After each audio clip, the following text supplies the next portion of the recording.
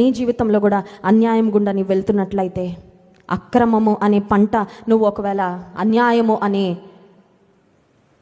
పరిస్థితిని నీవు అనుభవిస్తూ ముందుకు వెళ్తున్నట్లయితే, జస్ట్ బీ కాన్ఫిడెంట్. ఏం కాన్ఫిడెన్స్ అంటే, God is faithful to the faithful. నమ్మకమైన వారి పక్షంగా దేవుడు ఎప్పుడూ, మనం అపనమ్మకస్తులమైన ఆయన నమ్మదగిన వాడని ఉందండి తిమోతి పత్రికలో.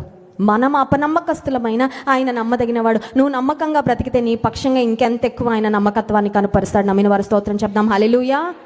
అన్యాయస్తులకే దేవుడు ప్రేమ కలిగిన వాడిగా కొన్నిసార్లు ఆయన కనికరాన్ని, కృపను చూపిస్తూ ఉంటే, శుద్ధ హృదయ ఎడల యెహోవా నిశ్చయముగా దయాళుడై ఉన్నాడు దేవుడు అనే మాట వాక్యాల్లో చదువుకున్నాం. నువ్వు నమ్మకంగా ఆయన్ను సేవిస్తున్నావే, ఆయన నీకు అన్యాయము ఎన్నడూ జరగనివ్వడు. నీ పక్షంగా ఖచ్చితంగా ఆయన వ్యాజ్యం ఆడతాడు. ఖచ్చితంగా నీ పక్షంగా ఆయన న్యాయం తీరుస్తాడు. 14వ కీర్తన 5వ వచనంలో కూడా ఒక మాట ఉంది, చదువుకుందాం చూడండి. 14వ కీర్తన 5వ వచనం. ఎందుకనగా దేవుడు నీతిమంతుల సంతానము పక్షమున ఉన్నాడు. స్తోత్రం చెప్దాం, హల్లెలూయా.